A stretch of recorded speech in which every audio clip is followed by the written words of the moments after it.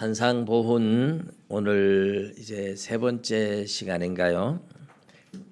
마태복음 5장 1절부터 제가 시작하지 않고 17절부터 시작을 하고 있습니다. 17절, 18절, 19절, 20절까지의 내용을 가지고도 사실 20절은 뺐어요. 20절은 나중에 6장에 들어갈 때 이제 20절의 내용과 비교가 되기 때문에 17절, 18절, 19절 가지고 하면서 오늘 약간 복습을 하는 거예요. 제가 집에서 많이 읽어 오시라고 하는 것도 그렇고 조금 깊이 들어가기 때문에 산상 설교를 여러분이 많이 읽어 오셔야 이해할 수 있다 하는 생각이에요. 산상 설교를 읽어 오지 않으면 뭔 소리인지 하나도 모를 수가 있어서 꼭 많이 읽어 오시라고 하는 겁니다.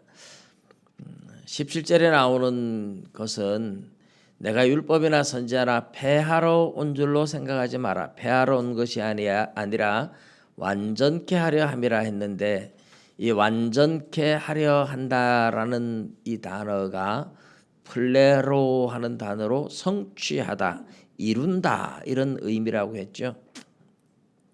마태복음 1장에서 선지자 이사야를 통하여 하신 보라 처녀가 잉태하여 아들을 낳으리니 그 이름을 임마누엘이라 하리라 함을 이루려 한다요. 이루려 할 때에도 플레로 하는 단어였죠.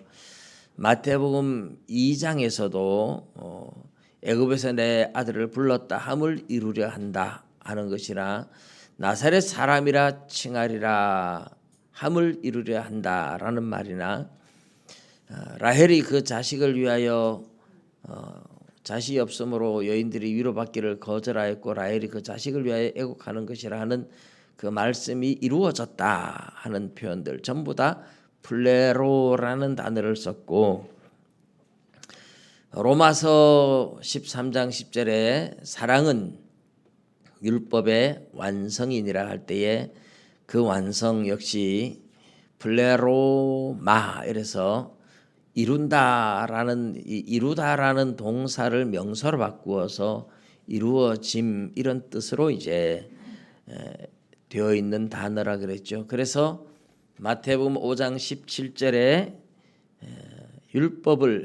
선지자나 율법을 폐하러 온 것이 아니라 선지자나 율법이 예언한 그 예언을 성취하러 왔다. 이루려고 왔다. 예수님이 오신 목적이 구약의 예언을 이루기 위해서 왔다. 이렇게 번역을 하는 것이 맞다고 말씀을 드렸죠. 그래서 그 율법이 천지가 없어지기 전에 또는 모든 예언이 성취되기 전에는 율법의 1.1획도 없어지지 아니하리라. 이렇게 18절도 그렇게 번역을 하는 것이 맞다. 제가 말씀을 드렸죠.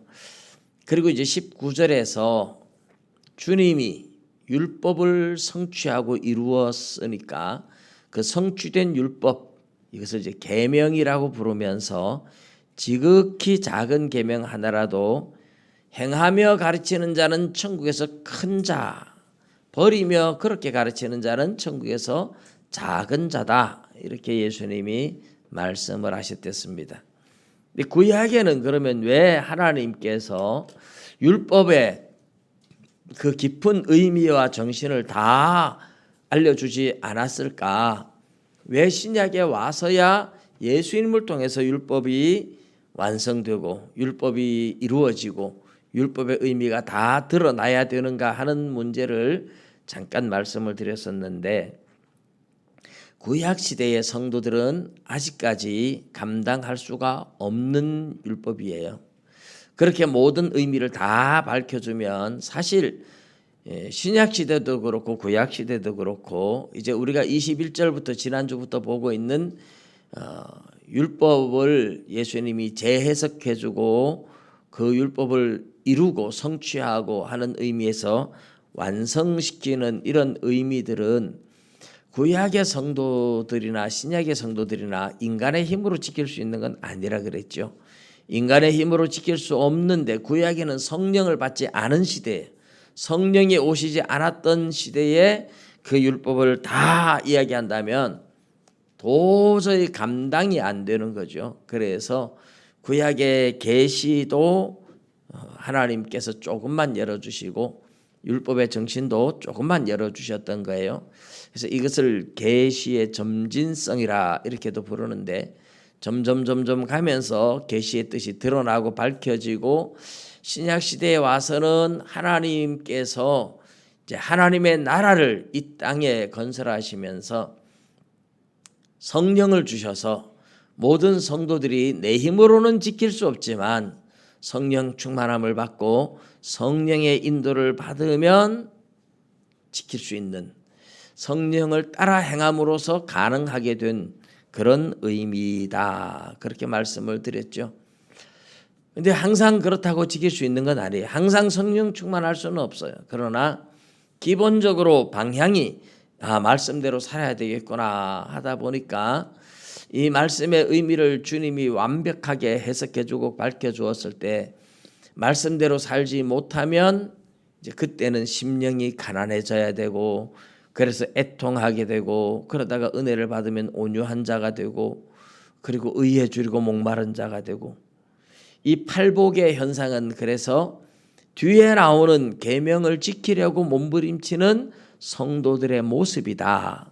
그래서 앞에 나오는 팔복과 뒤에 나오는 계명을 서로 위치를 바꾸어 놓으면 자연스럽게 흘러가는 내용인데 그런데 이 위치를 기록할 때는 바꾸어 놓았어. 이것을 이제 문법적으로 도치법이라 이렇게 부르는데 이렇게 도치법으로 기록한 목적이 이제 성도들의 특성인 팔복을 먼저 기록하면서 이 산상설교 전체의 방향, 성도들은 이런 사람이다라는 것을 보여주면서 시작도 하고 강조도 하고 하나님의 말씀을 지키려고 몸부림치는 성도가 이렇다 하는 것을 더욱 강조하고자 하는 그런 의미에서 도치법으로 기록된 문장이다 하는 것을 말씀을 드렸습니다.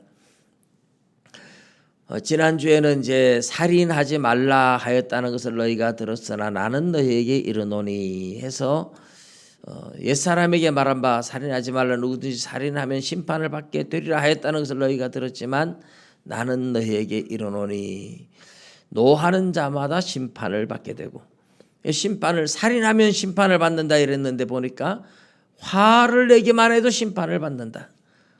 그리고 라카라 하는 자는 공회에 잡히게 되고 미련한 놈이라 하는 자는 지옥불에 들어가게 된다. 지옥불에 들어간다, 심판을 받는다, 공회에 잡히게 된다. 다 같은 의미로 사용되는 것이라 그랬죠. 미움이나 분노가 살인을 저지르게 되는 근본 씨앗이기 때문에 뿌리기 때문에 미움이나 분노도 살인죄와 하나님은 동일하게 본다. 그렇게 말씀을 드렸어요. 요한 1서 3장 15절에도 보면 형제를 미워하는 자마다 살인하는 자니 살인하는 자마다 그 속에 생명이 없다라는 말씀을 말씀드렸죠. 자, 여러분 이것을 이제 꼭 기억하시면 여러분 살인하는 거는 화만 내도 미워하는 것만 해도 마음의 생각으로 미워하기만 해도 여러분 살인죄를 짓는 겁니다. 화를 내면 말할 것도 없습니다. 누구 보고 욕 한마디 했다 살인죄를 짓는 겁니다. 그러니 우리가 얼마나 거룩하고 성결해야 되겠습니까? 예수님을 닮아서 마음이 온유하고 겸손해야 됩니다. 내가 또 교회를 떠나서 가정에서나 사회에서 살아가다 화 한번 내고 나면 하나님 앞에 너무너무 죄송해야 돼요. 내가 살인죄를 지었구나 이런 마음을 가지고 회개하셔야 됩니다. 저와 여러분이 하나님 앞에 말씀대로 살고자 몸부림쳐야 돼요. 그래서 은혜 아니면 내 힘으로 할 수 없다는 걸 알기 때문에 은혜를 달라고 매달리고 부르짖고 기도하는 것, 그것이 이제 마태복음 7장 7절에서 12절까지 나오는 내용에 구하라 찾으라 두드리라 하는 이야기로 나오는 겁니다. 원래 기도에 대한 교훈은 6장에 주기도문과 함께 기도에 대한 교훈은 다 나와 있어요. 마태복음 7장에 나오는 것은 기도에 대한 내용이라기보다는 이렇게 내 힘으로 감당하지 못할 때 하나님 앞에 은혜를 구하고 성령 달라고 기도하고 성령 충만 받아야 말씀에 순종하는 삶을 살 수 있다는 것을 이야기해 주는 것이죠. 그래서 여러분 이 팔복을 계속해 나가는 동안 정말 말씀대로 내가 얼마나 살 수 있는지를 돌아보셔야 되고 반성하셔야 되고 말씀대로 살지 못하는 우리 자신들에 대해서 주여 나는 연약합니다. 부족합니다. 그냥 그렇게 끝나서 안 되고 하나님 성령 충만 달라고 부르짖고 매달리셔야 돼요. 그래서 성령 충만 받아서 우리의 삶이 정말 새롭게 변화될 수 있기를 주님의 이름으로 축복합니다. 자, 오늘 이제 우리가 같은 계명에 대한 이야기를 또 보고 있는데요. 살인하지 말라. 이것은 물론 10계명의 제6계명에 해당하는 것을 예수님이 재해석해 주시고 완전하게 해석해 주심으로써 율법을 이루신 거였죠. 오늘 간음하지 말라 하는 것 역시 7계명인데 이 7계명의 의미를 주님이 완전하게 밝혀주시고 그렇게 재해석해주고 재적용을 해주심으로 율법을 성취하고 이루시는 과정을 보여주고 있습니다. 그리고 이혼에 대한 교훈을 주고 계신데요. 이 이혼에 대한 계명은 10계명은 아니지만 간음하지 말라 하는 이 계명과 연결되어 있다고 생각하면 돼요. 간음하지 말라 하는 이 계명을 신명기 24장에 모세가 이스라엘 백성들과 가나안 땅에 들어가기 전에 다시 언약 갱신을 할 때 이 이혼에 대한 이야기를 들려주셨는데 이것은 간음에 대한 이야기를 다양하게 적용시켜주는 과정 중에 하나다. 그래서 엄밀하게 말하면 7계명에 대한 적용인 셈인데 신명기에서 이것을 다시 들려줬기 때문에 이 계명을 예수님이 설명을 하고 계신데 이런 문제가 살인, 간음, 이혼의 문제 이런 것들이 그 시대에 가장 이제 문제 중에 하나이기 때문에 이런 것들을 샘플로 해서 예수님은 6가지의 계명을 이야기해 주시는 거죠.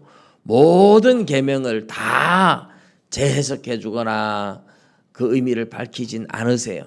그렇게 하려면 끝도 없겠죠. 그렇지만 몇 가지를 샘플로 해줘도 성령님께서 다른 모든 계명에 대해서 성령님이 우리 안에서 설명해주고 가르쳐 주시죠. 그래서 성령의 인도를 받는 시대, 그것이 저와 여러분이 살아가는 시대고 우리가 하나님의 율법의 정신을 어기면 우리 안에서 성령님이 불편해하세요. 뭔가 성령님이 마음을 편하게 하지 않으시죠. 양심의 가책이 느껴지기도 하고 거리낌이 느껴지기도 합니다. 그래서 이제 성경에서 모든 걸 설명해 주지 않아도 샘플로 예수님 6가지만 들려주셔도 나머지는 우리가 성경을 읽으면서 하나님의 뜻을 헤아리고 하나님의 마음을 헤아리면서 이것은 안 되겠구나 하고 우리 스스로 알 수 있도록 해주신다 하는 것입니다. 자, 오늘 이제 간음하지 말라 하는 것을 너희가 들었으나 나는 너희에게 이르노니 음욕을 품고 여자를 보는 자마다 마음에 이미 간음하였느니라 이랬어요. 마음으로 간음하는 거나 몸으로 실제로 간음하는 거나 물론 몸으로 진짜 간음을 하면 상대방인 이제 간음을 당하는 사람에게는 육체적 정신적 엄청난 피해가 가죠. 그래서 이 간음죄와 마음으로 혼자 짝사랑하고 혼자 간음하는 것은 상대방한테 어떤 피해가 가지는 않지만 하나님이 보실 때는 그것도 이미 마음의 간음이다. 마음의 간음과 육체의 간음은 차이가 있지만 결국 사람이 마음으로 계속 음욕을 품고 간음을 하면서 나중에 그것이 현실이 될 가능성이 굉장히 많아요. 사람은 어떤 사람에 대해서 음욕을 품으면서 계속 그 사람을 마음으로 간음한다 이러면요 언젠가는 기회가 되면 진짜 그것을 실행으로 옮길 가능성이 많아요. 사람이 살인죄를 짓는 사람도 우연히 요즘은 묻지마 폭행으로 사람을 죽이기도 하니까, 그러나 대부분 그런 어떤 시대적인 정신적인 문제가 있는 사람들이 이제 일으키는 거지만, 대부분은 사실 살인죄를 짓는 사람들이 어떻게 살인할까 마음으로 생각으로 계속 살인에 대한 계획을 하고 꿈을 꾸요.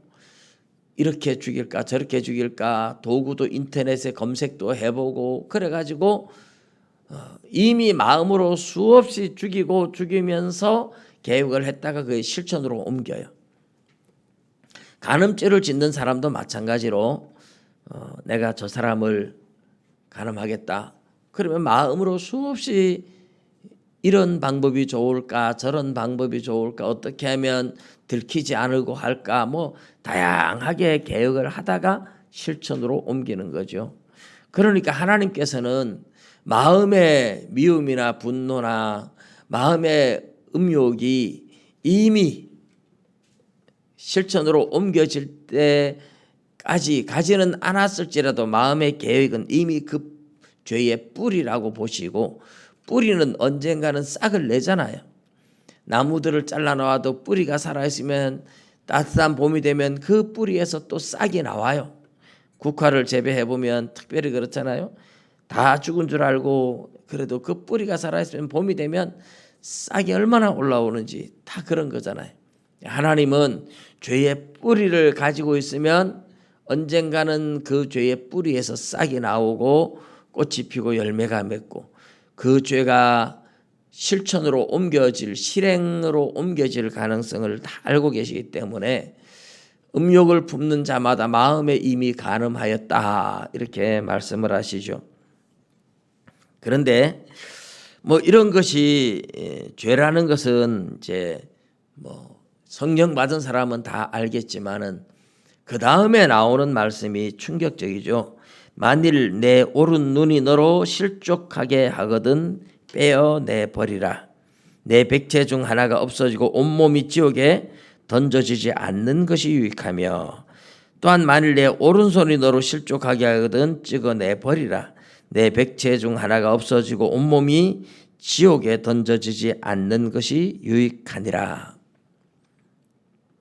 눈으로 죄를 지면, 여러분 간음죄를 짓는 것은 눈으로 보기 때문에 이제 눈으로 보고 저 사람 예쁘다 멋있다 이렇게 해서 이제 음욕을 품게 되겠죠.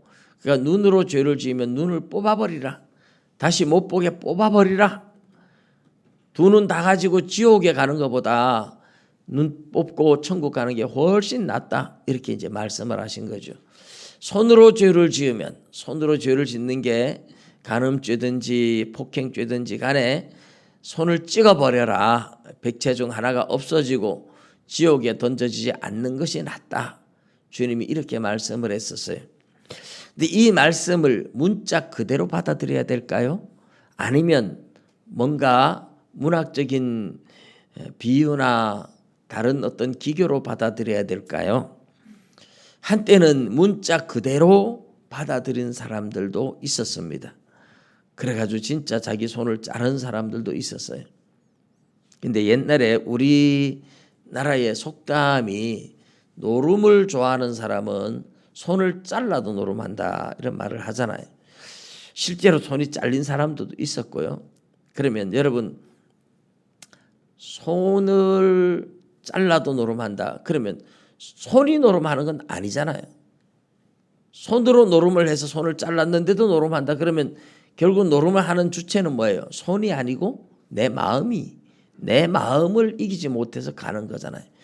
음욕을 품는 것도 눈이 보고 음욕을 품었다 그래도 눈이 죄를 지은 겁니까? 손이 죄를 지은 겁니까? 내 인격체가, 내 마음이 죄를 지은 겁니까? 내 마음이 죄를 짓는 거예요. 그러니까 눈으로 보고 죄를 짓기 시작하지만은 눈을 뽑는다고 마음이 죄를 지었는데 마음은 또 사라지나요? 그런 건 아니에요. 그러니까 눈을 뽑으라 손을 잘라라 하는 말을 문자 그대로 받아들이면 안 돼요. 눈이 죄를 짓거나 손이 죄를 짓는 게 아니라 죄를 짓는 통로 역할을 했을 뿐이지 진짜 죄를 짓는 주체는 그 사람의 인격 그 자체입니다. 내가 눈으로 보고 죄를 지었다. 눈보다도 마음이 문제죠. 여러분 손이 왜 갑니까? 마음이 가니까 손이 가는 거예요. 마음으로 움직이니까 손은 그냥 내 마음이 가는 대로 따라가는 것뿐이죠. 내 마음에서 내리는 명령을 따라 손이 움직이는 것뿐입니다. 그러니 눈을 뽑아버리라 손을 잘라버리라 하는 이 표현은 과장법이라고 보면 됩니다. 과장법이지 실질적으로 죄를 짓는 것은 눈이나 손이 아니라 내 마음에서부터 시작하고 있다는 것이죠. 그러니까 눈 뽑고 손 자르는 문제가 아니라 마음의 죄를 마음을 어떻게 다스려야 되느냐 이게 또 중요하다는 뜻입니다. 그래서 눈을 뽑아라 손을 자르라 하는 것이 문자 그대로 받아들이면 안 되는 과장법이라고 제가 표현을 하지만 실제로 다른 것은 과장법이라고 할지라도 이것은 과장법이라기보다는 죄의 심각성을 일깨워 주기 위한 거죠. 사실 과장법이라기보다는 진짜 두 손 두 발 가지고 지옥 가는 것보다 손 자르고 눈 뽑고 천국 가는 게 훨씬 나은 게 맞아요. 이건 과장법이 아니라 사실 훨씬 더 좋은 건 맞아요. 그러니 이것은 과장법이라고 하기보다는 죄의 심각성, 죄가 얼마나 무서운지, 죄가 얼마나 심각한지에 대해서 깨우치기 위한 그런 표현입니다. 사람은 우리 미워하지도 말아야 된다, 음욕을 품지도 말아야 된다 이럴 때에 그거 누가 다 할 수 있어 하고 가볍게 여기면 안 돼요. 예수님께서 지극히 작은 계명 하나라도 행하며 가르치라 그랬죠. 버리고 그렇게 가르치면 천국에서 작은 자가 된다 이랬어요. 근데 우리가 이거 마음으로 미워하는 것까지 어떻게 다 지켜 이래가지고 그냥 그거는 아무것도 아니라고 생각하고 그냥 넘어가면 비록 하나님을 잘 믿어서 천국에 갈지라도 천국 가서 지극히 작은 자로 있을 겁니다. 그런데 마음으로 미워하는 것도 마음으로 음욕을 품는 것도 정말 안 된다 생각해서 하나님 앞에 회개하며 정말 마음까지 깨끗하게 청결하게 하려고 몸부림치는 그런 사람들이 천국에서 큰 자가 되어 있다. 그렇게 말씀을 하시는 거죠. 지금 우리가 보고 있는 이 말씀은 그래서 결국은 죄에 대한 심각성, 마음으로라도 죄를 지으면 그 죄가 얼마나 무서운 건지, 미워하는 죄나 음욕을 품는 죄나 이것이 살인죄와 간음죄와 똑같은 것이지 다른 게 아니다. 그리고 이런 죄가 얼마나 심각한지, 죄에 대해서 하나님의 진노가 얼마나 큰지, 그 죄 때문에 사람들이 영원히 불타는 지옥으로 들어가서 다시는 나올 수 없다는 이 사실을, 죄에 대한 형벌이 얼마나 크다는지를 알면 감히 그런 죄를 지으려고 생각을 할 수 없다는 거죠. 그래서 대해서 죄에 대한 심각성을 우리한테 일깨워 주고 있는 겁니다. 여러분, 사실 우리는 지옥에 대해서 말은 들었지만 그 현장을 본 것도 없고 진짜 죄로 말미암아 지옥으로 끌려가는 걸 본 적도 없고 그 심각성을 잘 몰라요. 만일에 여러분 교통법규를 어기는데 교통법규 어기고 벌금 내고 보면 다음에 또 어겨요. 주차 금지 구역에 해놨다 벌금 내고, 신호 위반했다 벌금 내고. 근데 그 사람 다시는 그런 죄를 안 짓나요? 똑같이 주차 금지 구역에 또 할 때도 있고 신호 위반할 때도 또 있어요. 왜 그래요? 벌금이 작아서 그래요. 만일에 신호 위반 한번 했다 벌금 1,000만 원, 주차 금지 구역에 주차했다 벌금 500만 원. 그래서 한 번씩 벌금 내느라고 아주 고생을 하고 나면 다시는 주차 금지, 신호 위반 이런 거 안 할 거예요. 왜냐하면 하다가 혹시라도 걸리면 이거 신호 위반 한 번 했다 벌금 1,000만 원 낼 생각하면 그 누가 주차 위반 그 신호 위반 이런 거 하겠어요. 음주 운전 걸렸다. 즉각 사형. 그래가지고 음주운전 하다가 막 몇 사람 죽었다. 사형 즉각 경찰이 총을 가지고 그 자리에서 쏴 죽인다. 이러면 음주운전 할 사람 아무도 없을 겁니다. 음주운전 걸려놓고도 또 음주운전 하는 사람들은 뭐 어쨌든 벌금이 그렇게 뭐 부담이 가지 않는 정도다. 이런 생각을 하니까 벌금 내고 말지. 그래서 하는 거예요. 작년인가 재작년인가 왜 한번 우리나라 대기업 총수가 기사한테 신호 위반, 과속 문제 삼지 말고 무조건 그냥 빨리 가라. 그래가지고 신호 위반, 과속 막 몇백 건 걸린 사람이에요. 그런데 벌금 아무리 내도 그 벌금이 부담이 전혀 안 가는 거예요. 이 대기업 총수한테는. 그래서 뭐 신호 위반 신경 쓰지 마라. 그냥 가는 거예요. 벌금 나오는 거 걱정하지 마라. 내가 다 내줄게. 왜냐하면 자기한테 부담이 안 가니까. 그런데 만일에 그렇게 했을 때에 부담이 갈 정도로 뭐 대기업 뭐 영업 정지 뭐 1년 뭐 이런 식으로 때린다. 이러면 절대로 그렇게 안 하겠죠. 죄를 짓고도 그 죄에 대한 형벌이 얼마나 심각한지를 모르니까 죄를 자꾸 짓는 거예요. 근데 우리가 하나님 앞에 짓는 죄들은 이 죄로 말미암아 지옥으로 떨어지면 영원히 나올 수 없는 거예요. 그러니까 죄가 얼마나 무서운지 얼마나 심각한지에 대해서 알아야 되는데 사람들이 너무 몰라요. 우리가 세상에서 교통법규 어기고 뭐 신호 위반하고 주차 위반하고 이런 거하고는 비교가 안 되는 거예요. 그렇기 때문에 예수님께서는 눈이 죄를 지으면 뽑아버려라. 손이 죄를 지으면 찍어내버려라. 이렇게까지 심각하다는 것을 알려주기 위한 강조하기 위한 표현이죠. 여러분 죄가 얼마나 심각한지에 대해서 깨우치셔야 됩니다. 예수님께서 죄에 대해서 얼마나 심각하게 말씀하시는지를 여러분 깨달으셔야 됩니다. 죄에 대해서 두려워할 줄 알아야 돼요. 죄를 멀리할 줄 아셔야 돼요. 하나님 말씀대로 살기를 몸부림치시는 삶이 되시기를 주님의 이름으로 축복합니다. 또 일러스되 31절 32절은 역시 간음죄에 대한 이야기와 같은 건데요. 또 일러스되 누구든지 아내를 버리려거든 이혼 증서를 줄 것이라 하였으나 이 아내를 버리려면 이혼 증서를 주라 하는 것은 신명기 24장 1절에서 4절에 나오는 내용입니다. 거기에는 이제 결혼해서 아내에게 수치스러운 일이 발견되거든 이혼 증서를 써서 내보내라 이렇게 되어 있어요. 그리고 이제 이혼 증서를 써서 내보낸 아내가 다른 남자와 결혼해 살다가 그 남편이 죽었다. 그러면 전 남편이 다시 데리고 와서 살아서는 안 된다. 이제 그렇게 이야기를 하면서 다시 데리고 오면 이미 여자의 몸이 더러워졌기 때문에 그것은 간음죄를 짓는 거다. 이렇게 이야기를 했어요.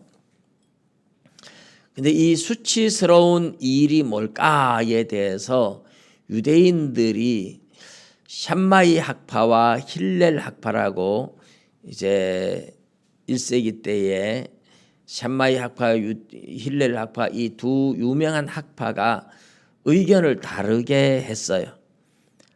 샴마이 학파는 수치스러운 일은 음행한 일, 말 그대로 음행한 일들에 해당한다. 남녀 간의 어떤 간음과 같은 이런 일들에 해당한다. 이렇게 해석을 했고 힐렐 학파는 너무 엄격해가지고 그런 성적인 수치스러운 일만이 아니라 남편의 명예를 실추시키는 모든 일들, 남편이 볼 때 기분 나쁜 모든 일들에 다 해당한다. 이렇게 힐렐 학파는 해석을 했어요. 그래서 힐렐 학파가 그렇게 해석을 해서 거기에 따르는 사람들은 아내가 마음에 들지 않으면 무조건 이혼 증서를 써서 내보내는 일들이 많이 있었습니다. 근데 오늘 예수님 뭐라고 말씀을 합니까? 나는 너희에게로노니 누구든지 음행한 연고 없이 아내를 버리면 이는 그로 간음하게 함이요 또 누구든지 버림받은 여자에게 장가드는 자도 간음함이니라. 자, 여기서 음행한 이유 없이 버리면 여자를 간음하게 한다. 여자는 남편에게 버림받고 나면 혼자 살아갈 수 없던 시대이기 때문에 어쩔 수 없이 다른 남자와 또 결혼을 해야 됐어요. 그러니까 여자를 간음하게 만드는 역할을 남자가 했다는 겁니다. 그 시대의 상황이 오늘날에는 뭐 여인들이 혼자서 직장 좋은 데 많고 얼마든지 살아갈 수 있지만 이 시대에는 그런 어떤 뭐 공장이 있는 것도 아니고 여인들이 혼자 살아갈 수가 없었어요. 그래서 어쩔 수 없이 살기 위해서 재혼을 해야 됐는데 그것이 간음하게 하는 거다. 예수님 그렇게 말씀했죠. 그리고 버림받은 여자한테 장가드는 자도 간음하는 것이다. 그렇게 말씀을 했습니다. 그러면 음행한 이유 없이 음행했을 때는 이제 가능하다는 거죠. 결혼, 이혼이. 이 음행이라는 단어가 포르네이아라는 단어인데 이 포르네이아라는 단어에서 영어에 포르노라는 단어가 나온 거예요. 헬라어 포르네이아라는 이 단어는 매춘 행위를 한다든지 성적인 어떤 관계를 표현할 때 포르네이아라는 단어예요. 예수님도 이 음행한 것은 이혼 사유가 된다고 얘기를 하신 거죠. 왜냐하면 남녀 간에 결혼을 할 때는 일종의 언약이에요. 언약. 근데 언약을 음행을 했다. 그 순간에 언약을 깨뜨린 거예요. 한쪽이 언약을 깨뜨렸기 때문에 이혼 사유가 정당한 이혼 사유가 되는 셈이죠. 근데 그것 외에는 안 된다. 근본적으로 하나님이 짝지어준 걸 사람이 나눌 수 없다고 예수님 말씀하시는 거예요. 이 부분에 대해서 좀 더 자세하게 예수님이 설명해 주는 내용이 마태복음 19장 1절에서 12절까지 내용에 나와요. 거기에 보면 유대인들이 이혼을 허락해도 되느냐 말아야 되느냐 예수님께 질문을 합니다. 예수님께서 이혼 안 된다 이렇게 말하니까 그러면 율법에 모세는 어찌하여 이혼 증서를 써서 내보내도록 허락을 했습니까? 이렇게 예수님께 다시 질문을 하죠. 그때 예수님께서 유대인들한테 하신 대답이 원래는 그렇지 않은데 너희가 완악하기 때문에 모세가 허락하였지만 원래는 그렇지 않다. 하나님이 짝지어 주셨기 때문에 사람이 나눌 수 없다. 이런 이야기를 해요. 거기에서 너희가 완악해서 이 완악하다라는 단어가 중간기 문헌에 보면 쿰난 문헌이나 에녹서나 외경이나 위경 이런 데 보면 완악하기 때문에 이런 말들을 굉장히 많이 해요. 근데 70인역에 이 완악하다라는 단어를 번역할 때 스클레로카르디아라고 번역을 했는데 이제 스클레로라는 말은 이 가죽을 말해요. 표면 가죽. 그리고 카르디아는 마음이에요. 마음의 가죽. 이 마음의 가죽이 두꺼운 걸 완악하다 이렇게 이제 표현한다는 말이에요. 번역을 마음의 가죽이라는 단어를 완악하다라고 번역을 한 거죠. 우리나라 말로. 마음의 가죽이 두껍다는 거예요. 마음의 가죽이 두꺼워서 하나님이 아무리 말씀을 해도 하나님 말씀 안 듣는 거예요. 하나님 말씀을 안 듣고 지 고집대로 하고 지 욕심대로 하고 그러니까 문제는 이혼하지 말라 만일에 이렇게 해놓으면 아내를 괴롭히고 때리고 먹을 것도 안 주고 이러면 약자들이 너무 고통을 당해요. 이 인간의 완악한 죄성 때문에 이 완악한 인간들의 폭정 앞에서 하나님께서 약자들을 보호하기 위해서 임시 방편으로 이혼을 허락해 줬다. 모세가 이혼을 허락했던 이유는 임시 방편이라는 거죠. 왜냐하면 약자를 보호하기 위해서. 이혼할 수 없다고 해놓으면 약자가 이제 당시에는 여인들인데 남편들이 먹을 것도 제대로 안 주면서 날마다 때리고 폭행을 하고 하면 약자들은 어디 가서 하소연할 때도 없고 너무 힘들잖아요. 그래서 하나님이 임시 방편으로 허락을 했다. 너희들의 마음의 가죽이 너무 두꺼워서, 너희들이 너무 완악해서, 그래서 임시 방편으로 했지만 하나님은 원래 하나님은 허락한 거 아니야. 하나님이 짝지어 준 것 인간이 나눌 수 없다, 이런 거예요. 이 굉장히 이제 사람은 이혼을 했어도 하나님은 이혼을 안 했다. 우리 물론 신약 시대에 와서 보면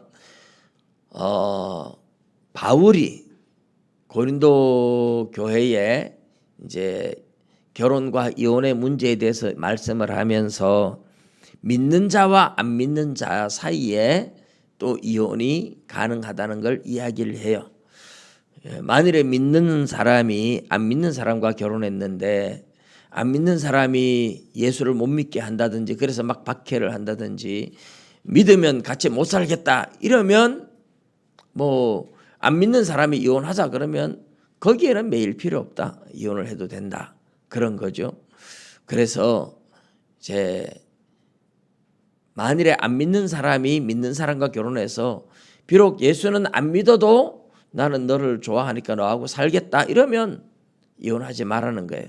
안 믿을지라도 내가 잘 전도하고 내가 사랑해주고 하다 보면 그 사람도 예수 믿고 구원 얻을 수 있는 길이 열릴 수 있으니까 그 사람의 영혼을 위해서 사랑해주고 이혼을 하지 말라고 이야기를 하는 거죠. 또 서로 이혼을 했다 할지라도 다시 합할 수 있으면 합하라고 이야기를 하고 있습니다. 자, 이런 모든 이야기들이 믿는 자와 믿지 않는 자 사이에는 이제 가능하다. 그다음에 어떤 폭정들 때문에 이제 임시 방편으로 했지만 음행한 연고 때문에는 가능하지만 그렇지 않으면 안 된다. 이제 원래 하나님의 계획과 인간들이 하는 것과는 서로 핀대가 다를 수 있습니다. 우리 그 역설법으로 표현할 때 이런 표현이 있죠. 님은 갔습니다. 그러나 나는 님을 보내지 않았습니다. 이제 하나의 역설법인데 님은 갔어요. 나를 떠나갔어요. 갔지만 자기 혼자 간 거지. 나는 내 마음으로는 아직 보내준 적이 없다. 이런 역설법적인 표현을 하고 굉장히 맞아 들어가는 거죠. 사람들은 이혼을 했어요. 근데 하나님은 내가 짝지어 준 것이기 때문에 내가 너희들 둘이 짝지어 줬기 때문에 너희들은 사실 아직 너희들끼리 헤어진 거지 내 앞에서는 아직까지 허락된 게 아니야. 이런 표현이죠. 그래서 하나님께서는 모세가 준 율법에 이혼을 허락했다는 이것이 단지 인간들이 완악해서 임시 방편으로 허락한 것이지 진짜 하나님의 뜻은 아니다. 그렇게 하는 것 자체가 다른 사람과 재혼하고 하는 자체가 간음하게 만드는 것이다. 그래서 간음에 대해서 다양하게 적용을 해주고 있는 거예요. 마음의 음욕을 품는 것도 간음죄지만 그렇게 이혼을 해서 다른 사람에게 결혼하게 만드는 것도 간음하게 되는 거다. 이것이 이제 우리 예수 믿는 사람들은 안 믿는 사람들의 세계는 우리가 말할 것이 없어요.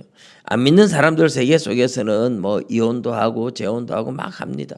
하나님을 모르기 때문에 죄를 짓고 막 하는 것 자체도 물론 다 그분들도 양심적으로 아니다 하는 것을 알지만 환경적으로 어쩔 수 없이 막 일어납니다. 그런데 예수를 믿고 나면 이제 달라지는 거죠. 예수를 믿기 전에는 죄를 지었고 예수 믿기 전에는 죄를 짓고 살아도 예수 믿고 나면 이제부터 같은 실수를 반복하지 않고 같은 죄를 다시 짓지 않고 이제는 어쨌든 하나님 말씀대로 살기 위해서 몸부림쳐야 되는 것이 성도의 삶입니다. 여러분 모두가 이제 예수님 안에서 새롭게 태어난 하나님의 자녀인 줄 믿습니다. 거룩한 하나님의 자녀답게 이제는 내가 예수 믿기 전에 옛 사람의 모습을 벗어버리고 새 사람답게 착하고 의롭고 진실하게 살아가는 삶이 되면 이런 문제는 말하지 않아도 다 내 양심적으로도 이건 아니구나 하고 다 알게 되겠죠. 우리 마음으로도 죄를 짓지 마라. 마음으로도 음욕을 품지 마라. 우리 하나님 주신 말씀이 결코 가볍게 넘어갈, 우리가 지킬 수도 없는 건데 이렇게 하고 넘어가야 할 문제가 아니라는 겁니다. 죄에 대한 심각성을 안다면 하나님 말씀대로 살기를 힘쓰고 애쓰며 내 힘으로 안 되기 때문에 눈물로 기도하면서 말씀대로 살아가기를 힘쓰는 저 여러분 다 되시기를 주님의 이름으로 축복합니다.